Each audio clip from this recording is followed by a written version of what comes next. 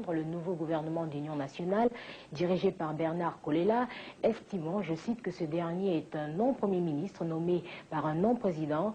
Fin de citation, le mandat de Pascal Lissouba ayant théoriquement expiré le 31 août. Et a décidé conjointement avec le président congolais Pascal Lissouba de déployer à Brazzaville un détachement de soldats de la RDC afin de protéger les habitants de Kinshasa. Le son du canon a troublé la journée de deuil national décrétée ce mardi à Kinshasa. Et alors que jusqu'ici la guerre semblait limitée à Brazzaville, où les incendies continuent à faire rage dans le centre-ville, le conflit est peut-être entré aujourd'hui dans une nouvelle phase. En effet, après les 17 morts de lundi, le gouvernement congolais a réagi. Nous pensons au sein du gouvernement que cette situation de provocation est grave et elle doit être traitée comme telle. Et en attendant ces explications, de nombreux obus ont été tirés de Kinshasa vers l'autre rive. Simple réplique ou coup de semonce. Quoi qu'il en soit, la crise est jugée assez grave pour que le président Kabila écourte son voyage à Lusaka et rentre dans sa capitale. Il doit y rencontrer le Premier ministre du Congo-Brazzaville. Alors que toute la journée, des obus ont été tirés des deux rives du fleuve qui sépare Kinshasa de Brazzaville, le président Kabila a décidé d'envoyer sur l'autre berge un contingent d'observateurs. Ces militaires de la République démocratique du Congo auront pour mission de faire cesser les bombardements qui, selon des sources gouvernementales à Kinshasa, auraient déjà fait en 3 jours une trentaine de morts. La décision du président Kabila d'envoyer des troupes au Congo voisin a été prise après une réunion avec son homologue Pascal Lissouba. Ce dernier accuse son adversaire, Denis Sassou Nguesso, d'être responsable des tirs meurtriers sur Kinshasa. Pour rappel, les milices de Pascal Lissouba et Denis Sassou Nguesso se battent depuis le mois de juin dernier pour le contrôle du Congo-Brazzaville. Une guerre fratricide qui a déjà fait plusieurs milliers de morts. Les partisans du président Lissouba attribuent la responsabilité des tirs qui ont touché Kinshasa à la milice de Denis Sassou Nguesso. Ils lui reprochent également d'avoir recruté d'anciens militaires zaïrois ayant appartenu à la division spéciale du président Mobutu. La réponse de Denis Sassou Nguesso.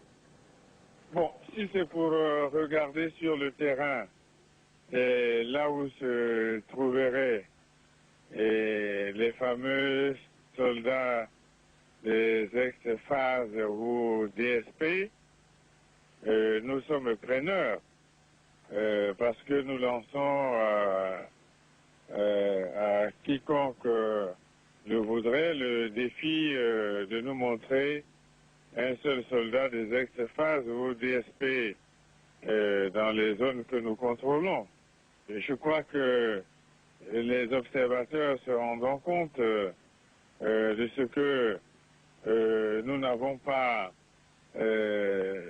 d'artillerie susceptible d'atteindre Kinshasa et que c'est le pouvoir qui a les obusiers de 122, les BM-21 et autres canons. Donc s'il y a des observateurs, ce serait bien qu'ils s'en rendent compte sur le terrain. Et où se terrent 80 000 civils. Tout est détruit, l'ambassade des États-Unis a été dévastée. Il ne reste plus que 2 chefs, assoiffés de pouvoir et ivres d'orgueil, qui semblent vouloir s'arracher les dépouilles d'un État qui n'a plus aujourd'hui d'existence que le nom. Rival au pouvoir, Pascal Lissouba, signé sous la médiation de l'envoyé spécial de l'ONU et de l'Organisation de l'Unité africaine, l'accord vise à mettre fin au combat qui se déroule dans la capitale Brazzaville. Une trêve dont les conséquences se feront sans doute aussi sentir dans les relations avec le pays voisin, la République démocratique du Congo.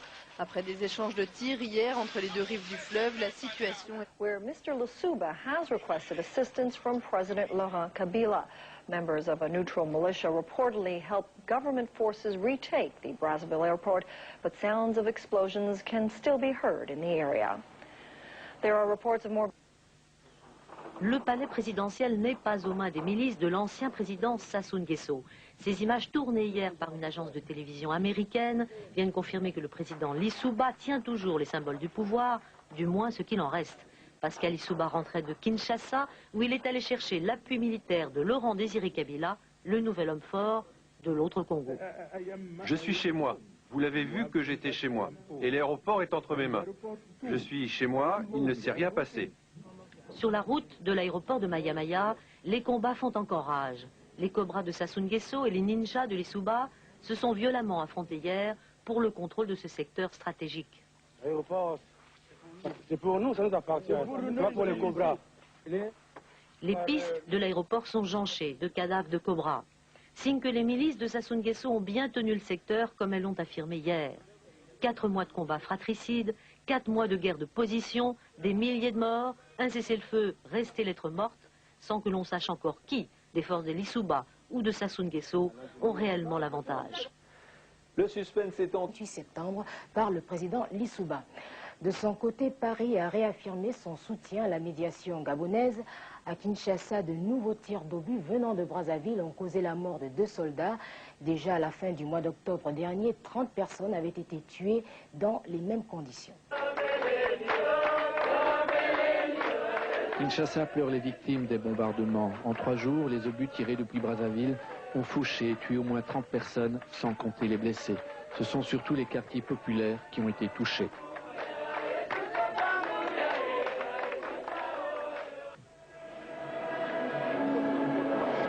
Les premières victimes auront droit à des funérailles nationales et leurs dépouilles mortelles amenées à l'ancien palais du peuple. Alignés dans le grand hall, sur un immense catafalque, une vingtaine de cercueils. Devant chaque cercueil, une croix blanche avec le nom de la victime. Une brève cérémonie religieuse, puis un dernier hommage du corps diplomatique. Un absent de marque à cette cérémonie, le président Laurent Désiré Kabila. À l'extérieur, parmi la foule, de nombreux étudiants. Ils exigent d'être associés à l'hommage rendu à un de leurs condisciples. La tension monte, des renforts arrivent. Finalement, une délégation d'étudiants en médecine sera autorisée à pénétrer à l'intérieur du palais du peuple. Il n'y aura pas d'incident. Au même moment, dans la ville, les obus continuent de tomber. Qu'est-ce qui vient de se passer? On vient de nous lancer des obus. On ne comprend pas si ça vient de l'un des côtés de Sassou ou bien de l'Issouba, on ne sait pas. Quel rôle le président Kabila? En avril dernier, plusieurs milliers de militaires occidentaux, belges, français, anglais et américains, étaient rassemblés à Brazza. Ils devaient voler au secours de leurs ressortissants en cas de combat à Kinshasa, de l'autre côté du fleuve, entre troupes mobutistes et celles de Laurent Désiré Kabila. Mais voilà, Kinshasa est tombé sans combat aux mains de Kabila et les militaires occidentaux sont donc rentrés chez eux. Ironie du sort, c'est au Congo-Brazza que la guerre civile éclate quelques jours plus tard. Face à face, les troupes régulières du président Lissouba et les miliciens de son prédécesseur Sassou Nguesso.